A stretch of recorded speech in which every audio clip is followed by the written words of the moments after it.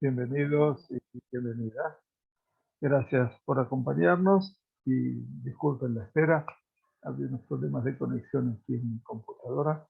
Gracias por estar con nosotros y al comenzar una nueva semana para poder continuar estudiando a nuestro Rambam en este Sefer Zemanim, el libro de los tiempos, se refiere a los tiempos festivos, y estamos estudiando ya el último capítulo del Tratado de Shekalim. Ya prácticamente llegamos al final de otro tema en el Rambam, gracias a vuestra presencia y perseverancia. Así que el mérito todos de vosotros a ese nivel. Muy bien. Eh, Hoy tenemos en Shekalim el capítulo 4 que nos va a enseñar el Rambam acerca de lo que representa el destino de los Shekalim. Quiere decir cuál era el destino que se les daba a estos Shekalim. La pregunta entonces que nos dicen las primeras 7 Mishnayot, las 7 Alajot primeras, nos dice Rambam, estudiamos para la Refuah Shlema de Orli Naomi Bat Rachel, Ana Elna Refanelá, Ana Elna Refanelá, Ana Elna Refanelá, Echlimea Mejodiá, Eten la Refuah Nefesh, su Refuah Guf, Ana Elna Refanelá, Ana Elna Refanelá, Ana Elna Refanelá. Amén, ve amén. La pregunta del Rambam es Trumat Alishka Maya Seba. ¿Qué es lo que se usan los fondos de la Terumat Alishka?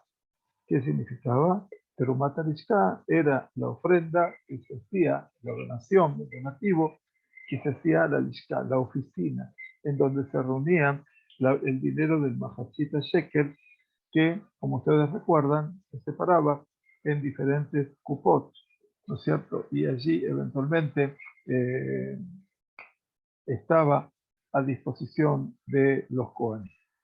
Entonces, ¿para qué se utilizaba? לוקחים ממנה תמידים של כל יום ומוספים בכל הקורבנות הציבור ונזקיהם והמלח שמולכים בו כל הקורבנות. De esos fondos del Mahachita Shekel, como explicábamos al principio de nuestros shiurim, se comprarían las ofrendas diarias, el Korban Atamim. Prestemos atención a este Korban, que era muy importante, que se ofrecía en 2 ocasiones al día, Tanit el Shahar, Tanit el Ben Arbaim, la ofrenda cotidiana del amanecer y la ofrenda cotidiana del atardecer, y que representaba un poquitito, como explicábamos siempre, el pulso del Bet HaMikdash. Esto hablaba de la actividad diaria del Bet HaMikdash. El Korban Tamid, los 365 días del año, se ofrecía y se compraba este Korban Tamid con los dineros del Mahachita Shekel, precisamente. El domingo estaremos conmemorando el ayuno del 17 de Tamuz, un día triste para la tradición del pueblo de Israel, y entre los aspectos que el 17 de Tamuz nos recuerda es que Batel Korban Tamuz, que se dejó de ofrecer en ese momento previo a la destrucción del templo de Jerusalén, el 17 de Tamuz, se dejó de ofrecer el sacrificio cotidiano. Muy bien, entonces las ofrendas diarias, nos dice Rambam, que sacrificadas todos los días. ¿Qué más? Los musafim. Así son el nombre de las ofrendas adicionales. Musaf, leosif. Entonces, las ofrendas de musaf se hacían en Shabbat, por supuesto, en Rashi Hodashim, en los comienzos de cada mes, y por supuesto en las festividades. Todas las festividades, Pesach, Shavuot, Sukkot, Rosh Hashanah y Yom Kippur, todas tienen musafim. Todos los demás sacrificios comunales, quiere decir todos los que eran Korbanot Tzibur se refiere obviamente a todos los sacrificios que traía la comunidad al Bet HaMikdash, y también un tema más importante, Benizkehem, sus libaciones de vino, ¿sí? O sea que también se acompañaba el Corbán junto con libación de vino. O sea que en este caso también se compraba el vino, y también, dice Rambam, estos fondos se usaban para comprar la sal que se ponía en todos los sacrificios. Ustedes saben muy bien que Akadosh Baruj Hu nos ha ordenado Velot Tashvit Melach Me'al Shulchan. No habrás de dejar sin efecto el uso de la sal sobre mi mesa, es el sacrificio que se hacía en el altar, porque es una mitzvah salar todo el corbán antes de que fuera llevado al mizbeach. Muy bien, ese era el primero de los usos que se le daba. ¿Qué más? Dice el Rambam, en segundo lugar, Vejena etzim, imlo eviu etzim de lo matzeu el apedamim. Dice, por ejemplo, también se usaba para pagar las, asimismo, perdón, aquí arriba, la leña para el altar, si no se proveía leña y era necesario comprarla. Y quiere decir que había tiempos fijos, como ustedes estudiaron y estudiamos en muchos otros lugares, que determinadas familias de los Kohanim tenían que traer árboles, maderas para el Mizbeach. Así vamos a estudiarlos en el Hot Mikdash después también. Y también había que el individuo, yo sin ser Cohen, eventualmente podía donar, obviamente, mis árboles para el Mizbeach. Cuando no traían árboles y no había otros maderas para poder hacerlo, entonces se necesitaba comprarlos y por lo tanto también se gastaba parte del medio shekel para eso. ¿Qué más? Nos dice el Rambam, Aktoret u Sejar o sea, se usaba para pagar las especies contenidas en la ofrenda del incienso. Sabemos que son 11 especies, como enseñamos toda la mañana, leemos en la tefilá, y el salario de los que los preparaban. Quiere decir, sejar, quiere decir hacer el ketoret, es algo realmente complejo y que eso era conocido solamente por personas muy especialistas solamente, y por lo tanto estas personas recibían un sueldo eventualmente por su trabajo en el santuario, a tal punto. ¿Qué más se compraba? Belejem apanim, el pan de la proposición, y también el salario de los que preparaban el lejem apanim. Aquellos que obviamente lo hacían en forma artesanal, ese pan que se renovaba cada Shabbat, 12 panes. Beja Omer, quiere decir el Omer de la cebada, ¿se acuerdan que traíamos después del primer día festivo de Hag Pesach? El día festivo, o sea, el 16, a partir del 16, que nosotros hoy en día tenemos nada más Sefirat Omer, pero en la época del Bet HaMikdash también se ofrecía una ofrenda del Omer. Usted alejen y los dos panes que se ofrecían luego en Shavuot. Para todo eso se utilizaba el majacita shekel o para aduma y la vaca roja. Quiere decir, esa vaca roja se la adquiría, si era necesario, por supuesto, a la persona que la tenía en su ganado, para poder quemarla, obviamente, sacrificarla y quemarla, y con su ceniza, como estudiamos en el libro de Bemidbar, en Perashat Hukat, se hacía la purificación de los impuros por un fallecido, por un muerto.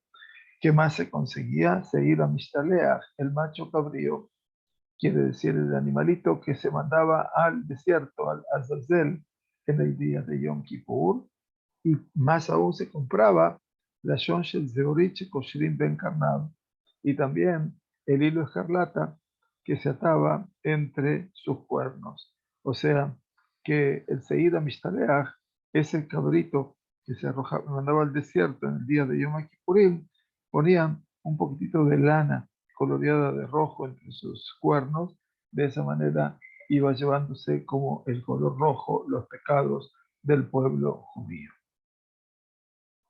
Todo esto se utilizaba la terumata lishka. Ahora bien, Aval, par ha'ilem davar shel tzibur useirei avodat zarah, fatchila govim lehem, ve'einan ba'im mitrumata lishka. Ahora aparece una realidad diferente. Dice, en cambio, los fondos para comprar un toro traído como ofrenda por el pecado, por la transgresión cometida por la comunidad debido a la falta de conciencia. O sea, hay un sacrificio que la Keilah se confunde, y entonces, ¿cómo es que la comunidad se confunde? La Gemara dice, la Keilah no se puede confundir nunca. Los que se confunden son los sabios del Betadín. Entonces dice, Par Ha'ilem Dabar. quiere decir a la falta de conciencia.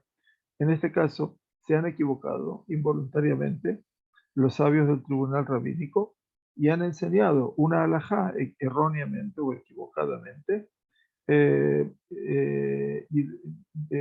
y a partir de eso, cada tribu tenía que traer un toro, y si se equivocaron y habían enseñado que estaba permitido hacer algo eh, relacionado con Avodah Zará, obviamente, como dice aquí, Useirei Avodah Zará, y los chivos ofrecidos por la comunidad por transgredir la prohibición contra la adoración de falsas divinidades. Todo esto, dice, cada tribu traía un Seir Mishnaleach, un cabrito. O sea que en este caso, si bien los responsables son el Betadín, la comunidad, que es la ejecutora del error, también tiene que participar de esa expiación. Y por lo tanto, todos esos donativos no se podían comprar con los fondos de Terumat Arishka. Eso habría que poner cada uno de su propio peculio, para que ustedes comprendan ahora la trascendencia de esta halajá. Algo más. Paroje Chelejal dice: las cortinas ante el santuario, dice las cortinas del santuario, Tajat Binyan Asuyot, Beinam Baim Mitrumat Alishka. Las cortinas ante el santuario reemplazaron una estructura permanente. Por lo tanto, no deben comprarse con los fondos del Trumat Alishka. Quiere decir que las cortinas, obviamente, Tajat Binyan Asuyot, los parojot que separaban entre la parte anterior del santuario y la parte posterior, que era el Kodesh HaKodashim, servían a la vez como parte de una mejizá, una separación del edificio, y por lo tanto se utilizaba para ellos de los dineros donados para todo lo que era la edificación o el mejoramiento del Bet HaMikdash. Entonces, las cortinas, entonces, deben comprarse con los fondos de Terumat Adeshen, el Terumat Alishka. No se deben comprar, perdón, es un error mío, no se deben comprar, sino con fondos que fueron consagrados para lo que se llama Bedek Abayit. Bedek Abayit, como estudiamos en su momento, era la tarea del mantenimiento del Bet HaMikdash. ¿Por qué? Porque obviamente no respondían a ese tipo de expensas que tenía que pagar la gente, sino era un donativo privado. Ahora bien, Aval Parojot Shel Shearim, ahora habla de las cortinas que cubrían las puertas, los pórticos, dice, Baim y Trumat Arishka. Por el contrario, deben comprarse con los fondos de Trumat Arishka. ¿Por qué? Esas cortinas que estaban dependiendo, obviamente, de los pórticos que comunicaban la Esdrat Nanshim con el Esdrat Israel, los atrios de las mujeres con el lugar de los hombres, y también hasta el Petah HaEjal, hasta la puerta de acceso al santuario, al Kodesh, y el Ulam, y el salón contiguo, que es donde estaba la menorá, estaba la mesa de oro, y estaba el altar de oro para el Kitor. O sea, eso sí se deben comprar con fondos de Trumat Arishka, porque son funcionales. Más aún, dice Rambam, a menorá uklei sharet, mitzvatam sheyavou mimotar nesachim. Nos dice que se ordena que los fondos necesarios para fabricar la menorá y los demás artículos sagrados deben provenir de los fondos derivados del resto de las libaciones. ¿Qué significa del resto de las libaciones? Quiere decir, todo lo que habría de superar lo donado, como la separación de distintos mesajim, vamos a ver las libaciones aquí, el llamado que está aquí, vamos a explicarlo así. Se ordena que los fondos necesarios para fabricar la menorá y los demás artículos sagrados deben provenir de los fondos derivados del resto de las libaciones.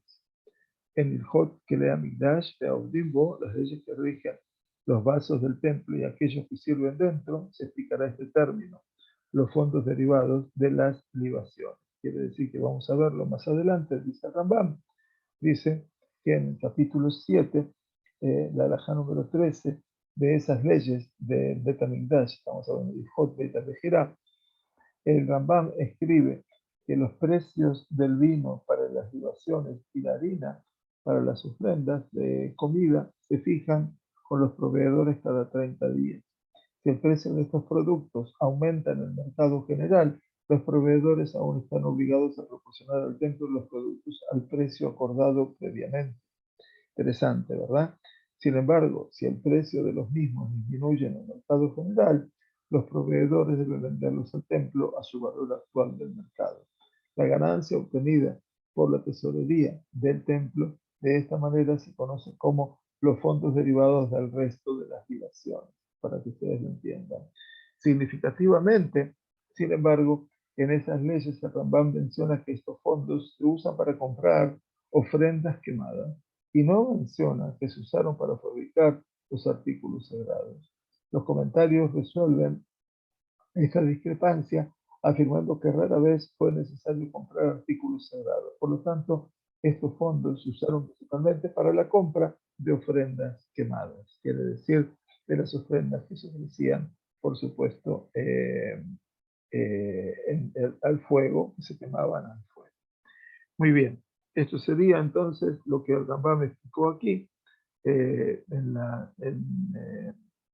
ordena que los fondos necesarios para la menorá y los demás artículos sagrados deben provenir de los fondos derivados del resto de las libaciones, lo que sobraba, la diferencia del precio del vino y de la harina.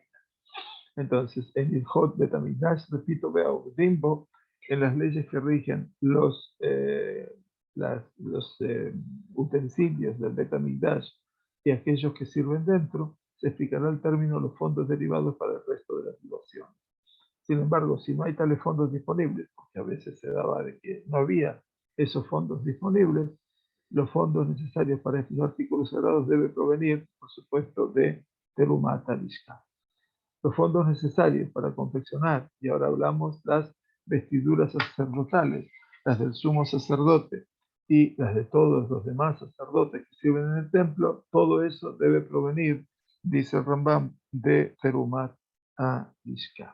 Bien, muy bien. Entonces aquí estamos viendo realmente una administración realmente importantísima desde el punto de vista de la organización del Bet HaMikdash. Ahora ustedes están viendo, comprendiendo el funcionamiento del Bet HaMikdash por dentro. Es increíble, pero realmente es admirable todo lo que representa este escenario realmente tan particular de lo que representaba, por sobre todo lo que era el funcionamiento del Bet HaMikdash y toda la santidad, la dedicación que había en él. Ahora bien, pasamos a describir, dice Rambam, Kola Behemot Nimtzaot Birushalayim o Hutzala. Dice, todos los animales que se encontraban en Jerusalén o en sus alrededores, Bekerub Mimena Abaot Olot, que deben ser sacrificados como ofrendas quemadas. El concepto de Olá es que sube, ascendía todo al Shamaim en el fuego. Por eso se llama Olá, el Corban Olá. Es lo que la mayor parte de las Biblias traducidas traducen como holocausto, que no es una palabra muy afortunada para utilizar, más que nada por la asociación que nosotros hacemos con el término holocausto, también mal utilizado para lo que fue la Shoah. Pero en última instancia dice, Kola Behemot Aninchaot Yerushalayim o Hutzala Bekerub Mimena, dice que se encuentran en Jerusalén o en sus alrededores, pero que se encuentran, en este caso, esos animales sin dueño. Y entonces, como aparentemente puede temerse o puede sospecharse que fueron consagrados para el altar, por lo tanto hay que traer ese dinero que valen los animales, con ese dinero se traía, ¿no? Ofrendas quemadas. Y así lo dice, que Moshe Itbaer Bipisulea Muntashit, como se va a establecer en las leyes que más adelante va a hablar el Rambam con respecto al Bet HaMikdash, Pesulei Amuntashit, las leyes que rigen los animales consagrados que no son aptos, por eso son pasul, no son aptos para el santuario. Lo mismo dice el Rambam Niskehem ba'im mitrumat alishma. Las libaciones de vino que se acompañaban a cada corbán, o sea, se sacrificaba el animal, se lo quemaba sobre la red del Mizbeach, y en los extremos del Mizbeach, en las canaletas, se echaba vino. Entonces, ese vino debería provenir de Trumat Alishka, de los donativos del Mahatzit Hashem. Algo más.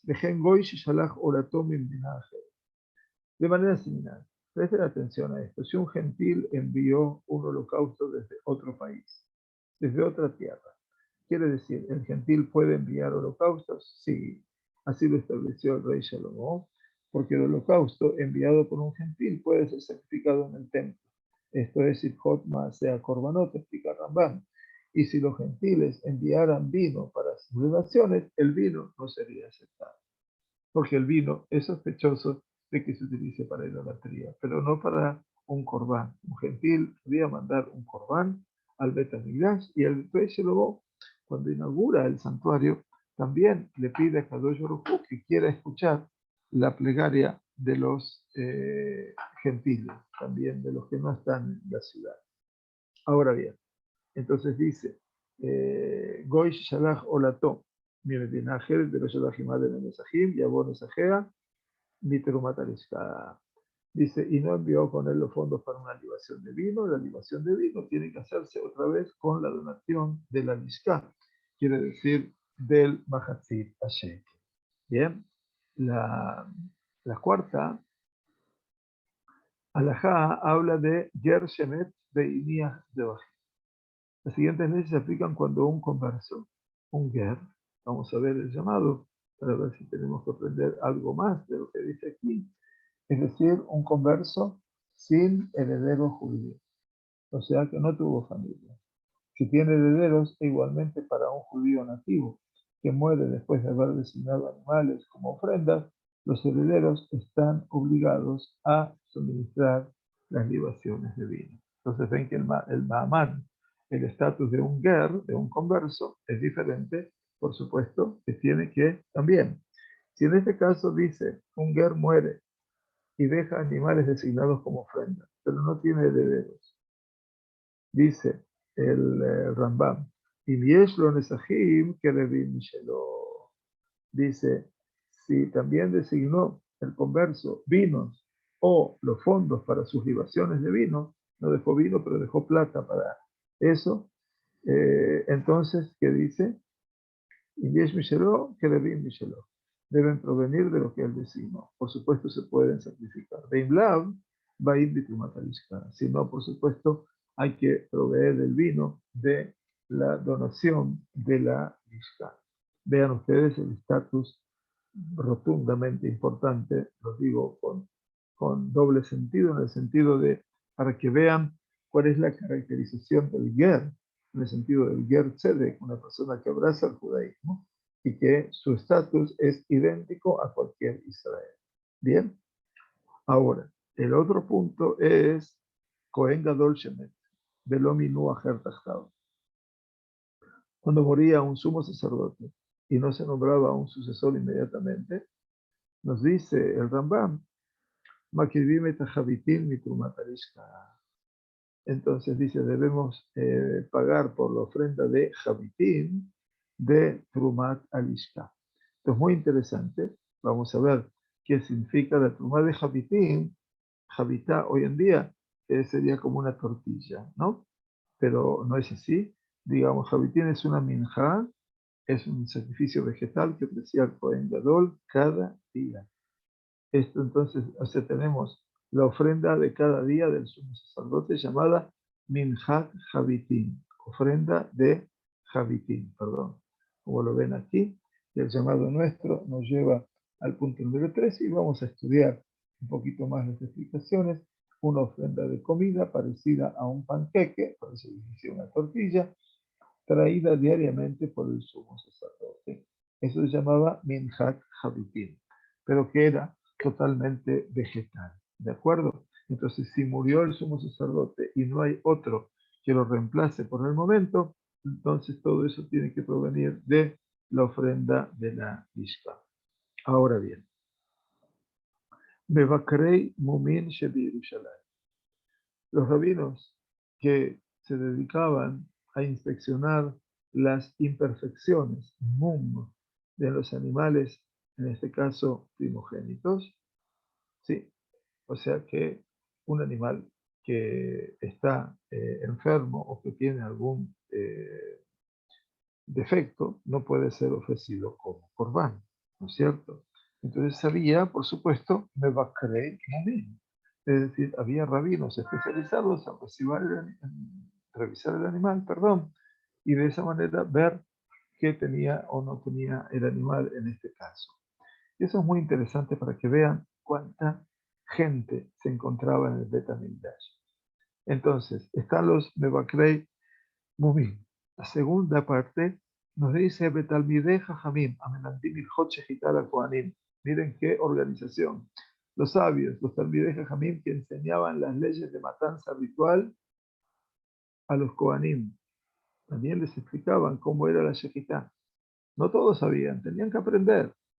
Entonces, todo esto es muy importante. Y las leyes también que les enseñaban los sabios de tomar un puñado de la ofrenda de harina.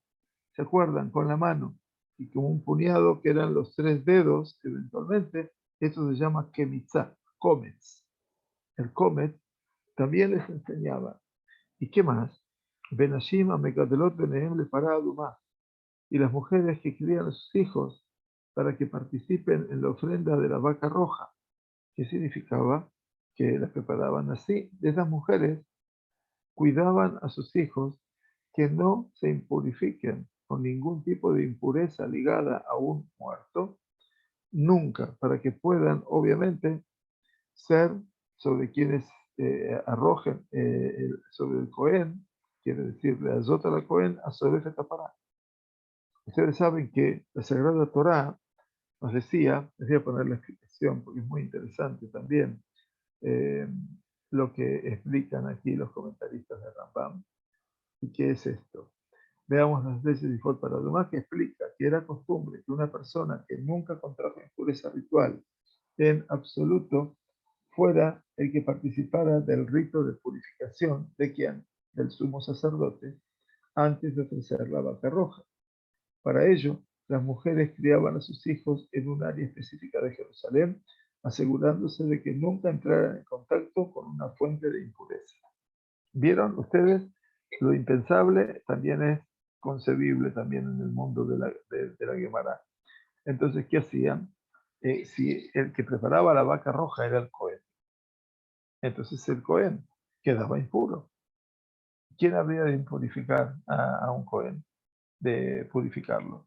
Todas las personas, los adultos, somos pasibles de impureza. Entonces estaban estos niños pequeños que estaban cuidados en el máximo nivel de tahara, de pureza, y entonces, obviamente, ellos eran los encargados de purificar al Cohen. ¿Qué les parece? Y más aún, dice, Kulan Notrim Seharam Bitumat Arishka. Dice, todos ellos reciben su salario de Trumat Arishka. ¿Quién? Los rabinos que inspeccionan los mumim, los sabios que enseñaban las leyes de la matanza ritual o de cómo tomar un puñado de una ofrenda vegetal, y esas mujeres que criaban a los hijos con impureza, bajo la pureza total, todas reciben su salario. O sea, ¿y cuál era su salario? Entonces preguntan, que Moshe ifsakula en Betadim. No era una cantidad de lo que querían pedir, sino una cantidad decidida por el tribunal. ¿Qué les parece? Una organización maravillosa. Eso realmente es la práctica cotidiana del Bet HaMikdash. La halajá número 5 nos lleva al Ramban al año sabático, en un año séptimo como el que estamos viviendo este año en Israel. Vishnat Shemitah, cuando el producto de los campos no tiene dueño, quiere decir es efker, nadie lo puede disfrutar de eso sino todos. Sochrim betadim shombrim sheishberu mikzat asefejim shel samchu. Entonces la corte contrata guardianes, vigilantes, para proteger algunos de los productos que crecen por su cuenta. Eso se llama sefijim. Claro, la tierra sigue produciendo, más allá de que yo no la trabaje, no hay ninguna duda. para que sea posible obtener el Omer, la cebada en Pesach, y las 2 hogazas de pan, Shete Alejem, que eran la festividad de Shavuot. ¿Por qué? Sheinam Baim el Aminahadash. Porque estas ofrendas, el Omer y las 2 panes, solo pueden venir de la nueva cosecha. O sea, no podían utilizarse la cosecha ya antigua, vieja, porque ya a partir del 16 de Nisan, cuando se traía el Corbán del Omer, ya estaba inaugurándose la nueva cosecha. Y estos vigilantes, por supuesto, reciben su salario también de la Trumat Alishka. Ustedes comprenderán que el medio shekel, ¿no?, que se conseguía por cada cápita, era muchísimo dinero y alcanzaba para tantas y tantas variedades de cosas. Nos dice el Rambam, Mishe itenadev lishmor bechinam, en shom'im lo. Si una persona se ofrece como voluntaria para vigilar el producto sin cargo, dice el Rambam, entonces que se puede, su oferta no es aceptada. ¿Por qué? Que será Mishum Baale Zeroa. ¿Saben qué? No sean que vengan hombres bribones, fuertes, poderosos, ¿y qué hacen? Anashim Alemim, hombres violentos, quiere decir. Y entonces se toman, obviamente, las cosas. Entonces, de fija, dice Rambam, por eso no aceptaron guardianes, porque un guardián gratuito, eventualmente, y se ofrece como voluntario, tiene muy poca responsabilidad. Los sabios, entonces, para evitar esto, ordenaron que los vigilantes fueran pagados con los fondos de la tesorería del templo.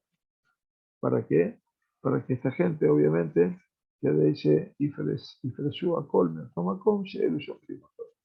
de manera tal que todos eviten ese lugar donde se encuentran los guardias, porque saben que están cuidando, y entonces estos guardias, como cobran un dinero, obviamente va a darse, todo el mundo va a saber, esta gente obviamente va a impedir que el resto venga y quiera tomarlos a la fuerza.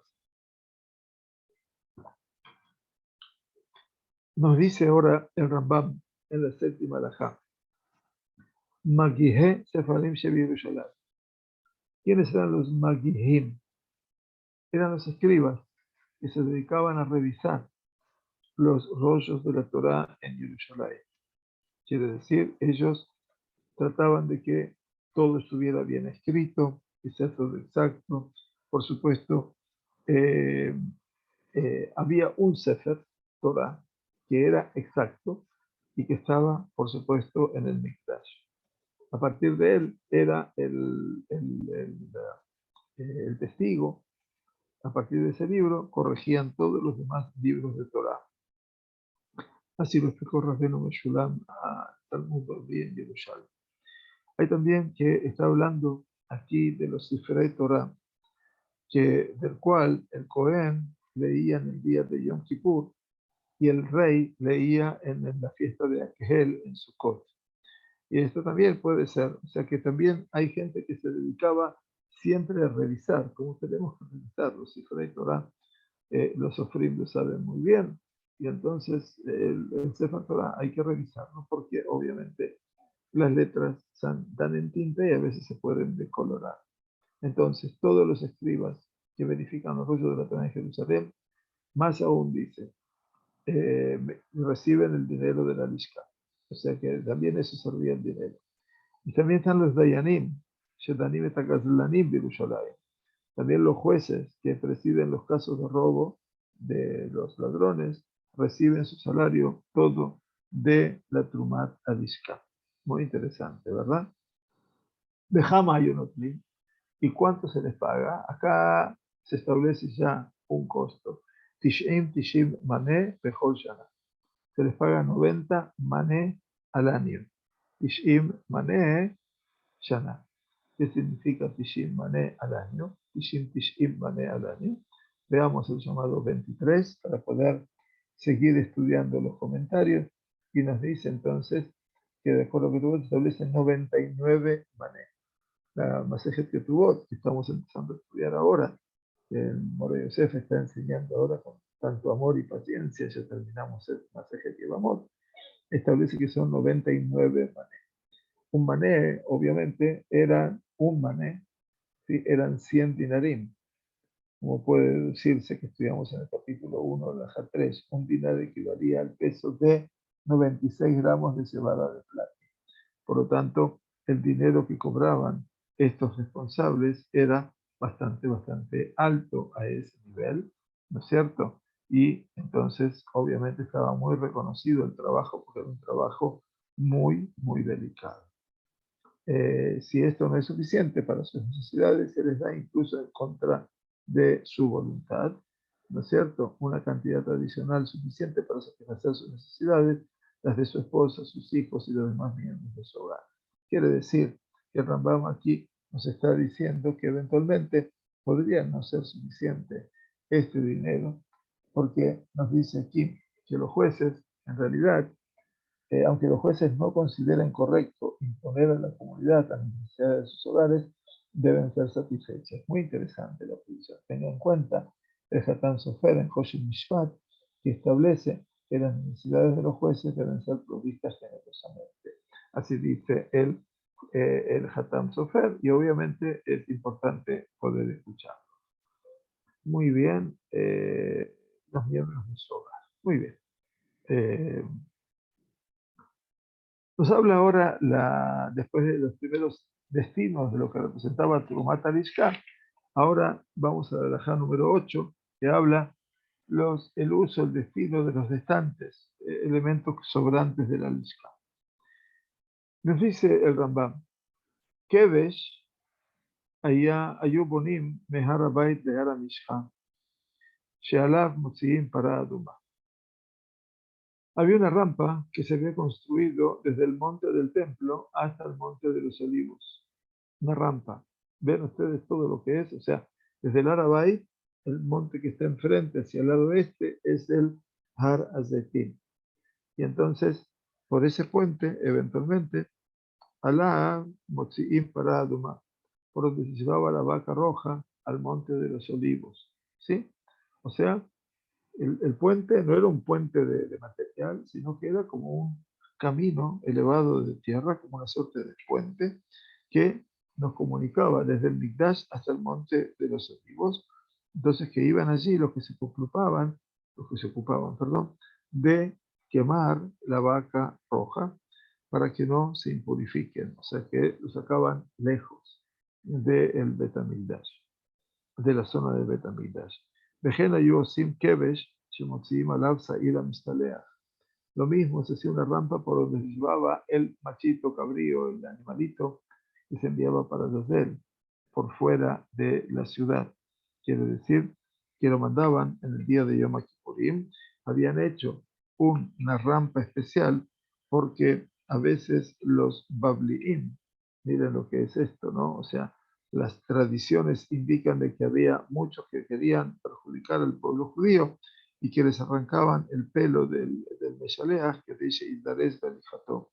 Entonces es muy fuerte porque dice, todo esto se pagaba de Sheyare Alishka. Sheyare Alishka quiere decir los shekalim sobrantes sobre los shekalim que se pusieron en las kupot, verdaderamente. Entonces nos dice aquí fuera de la ciudad, vamos a mostrarles el comentario, dice en la Masejet Yomá afirma que esta rampa se construyó porque los judíos de Egipto tiraban del cabello del sacerdote que conducía a la cabra para apresurarlo en su camino. Vean ustedes lo que hacían la gente a veces para que el día de Yom Kippur tuviera su efecto inmediato, ¿no? Entonces los Bablim, que son los descendientes de los judíos de Egipto, eventualmente así lo llamaban, le tiraban del pelo al sumo sacerdote, al sacerdote al que los acompañaba, mejor dicho, al hombre que acompañaba el Seir Amistaleach, el cabrito que lo acompañaba para después mandarlo por manos de un hombre X al desierto, y esto era muy risueño, pero muy real también. Muy bien, estamos en la halajá número 8, se pagaban con Sheyare Alishka, con los shekalim restantes de la Alishka. Vejen, Mizbach Haolam, Be'ahijal, Be'azdarot, Ba'im, Sheyare Alishka. De manera similar, cualquier mejora edilicia que es necesaria para el altar de las ofrendas quemadas quiere decir donde se quemaba el Mizbeach, allí. O el edificio del templo, los patios del templo eran pagados por Sheyarei Amishkan. También eso. Amat Hamayim Shebirushalayim Bechomat Yerushalayim Bechol Migdalatea Bechol Tzorchei Ha'ir Ba'im Sheyarei Amishkan. El conducto de agua, los muros de Jerusalén, sus torres y todas las necesidades de la ciudad eran pagados por Sheyarei Amishkan. No era Trumat Amishkan. Sheyarei eran los shekalim restantes. Ahora bien, nos dice Rambam, Begoy Sheitnadev Maot Ladvarim Haele, si un gentil, incluso un extranjero residente, ofrece donar dinero para estos propósitos, en este caso, o Sheitnadev Lasot Imaem Bejinam, o trabajar en estos proyectos sin cargo, quiere decir que no cobraría, Eime Kablim Imenu, debe ser rechazada esa propuesta. ¿Por qué? Miren atención. Inclusive, digamos, un extranjero residente. Y la fuerza es que dice,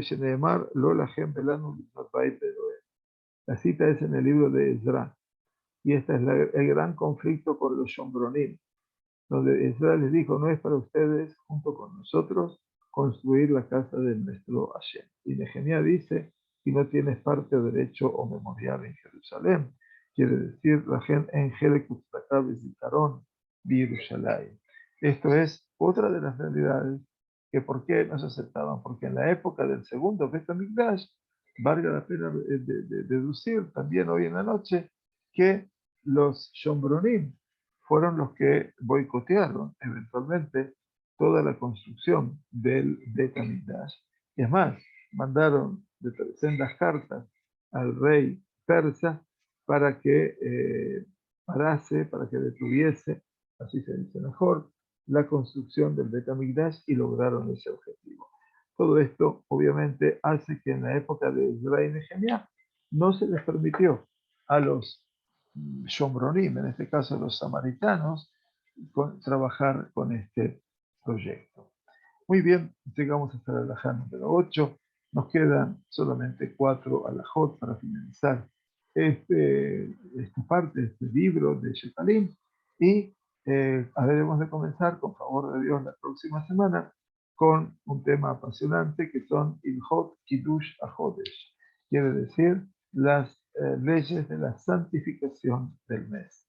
Aquí tenemos todo un tratado importantísimo, que son 13 capítulos nada más, donde y menos, que vamos a estudiar durante los primeros 5 cómo se establecía el Rosh Hodesh y cómo se hacía el año en Bolismal. Luego vamos a ver los principios, cómo se consideraba el comienzo de los meses y de los años. Y por último, los últimos capítulos, que son 19, perdón, ya dije 13, eran los cálculos posibles para ver a la luna en su determinado tiempo. Vamos a tener, por cierto, un estudio de Kiddush HaChodesh maravilloso, así que esperemos poder compartirlo con buena salud. Muchas gracias por acompañarnos. Tizku de Mitzvot, Shavua Tov, de Liuta y Taná, con buena salud para todos. Muchas gracias por estar aquí.